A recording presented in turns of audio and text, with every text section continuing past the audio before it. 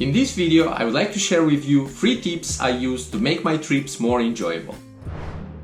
Number 1. Join a free walking tour. In my opinion, this is an absolute must and it makes the experience so much better.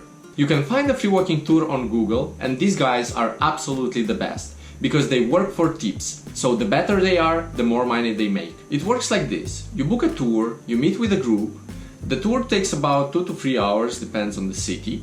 And at the end, depending on your level of satisfaction, you will leave some tips between $10 and $50. This is the general recommended amount. I try to book free walking tours in every city I visit, and it levels up my experience by a lot. It's like going to a museum and seeing a beautiful painting, but you don't know the story behind it. And then a guide comes along and he tells you the story about that painting. You will be way more impressed after hearing the story. It's the same with the free walking tour. I always try to do it in the first or the second day after I arrive in the city, because after the tour I will know which places are worth visiting and which maybe I can skip. The tour guide will tell you about the history of the city. He will give you useful tips that you will be able to use later while visiting. Recently I visited Kuala Lumpur and Singapore, and the guides gave us amazing alternative for rooftop views that were not as expensive as the mainstream options. Besides this, usually during the tour you also connect with the people that also joined the tour. This happened both in Kuala Lumpur and Singapore, and afterwards we met with those people again and spent some time together.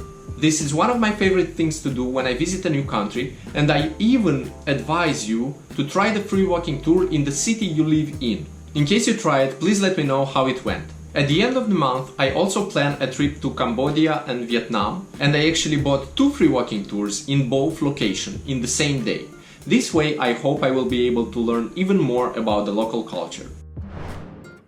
The second thing is to try the local activities and speak with the locals. When I've been to Bangkok, I tried the cooking class, and it was one of the best experiences ever. Other things you might consider to try are pottery classes, and currently I'm in Thailand, so Muay Thai is pretty popular. I tried that as well. Pretty interesting. Recommend. Speaking with the locals and try what they do really help you better connect with their culture and better understand it. Besides this, they can provide you with really useful tips. In Singapore, we've been to Rain Oculus. It's a whirlpool filled with water, and after the water is depleted from it, you are able to speak with the person on the opposite side. After speaking with them, they recommended us a local place where we could eat for $4, which in Singapore is extremely cheap.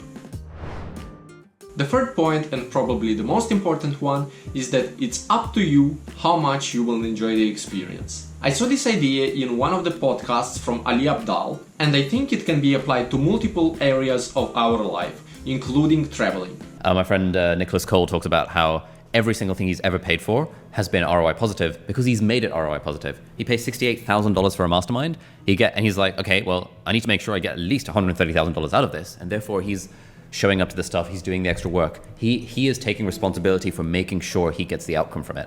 If I sign up for anything, of course I'm going to get the value out of it. I'm not, if it's a trivial cost for $200 for it, whatever, it doesn't matter. But if I'm paying serious money for anything, it's guaranteed to be ROI positive because I will make it ROI positive. If you are visiting some place and you stay at the hotel most of the time, it will be hard to get some interesting experiences. My personal preference is to spend as little money as possible on housing, maybe even going to some hostel, and increase the budget for trying local food, some local activities, and having some amazing experiences. I have some friends who recently went to Vietnam and they didn't really enjoy it, but it was mostly because of the circumstances in which they visited.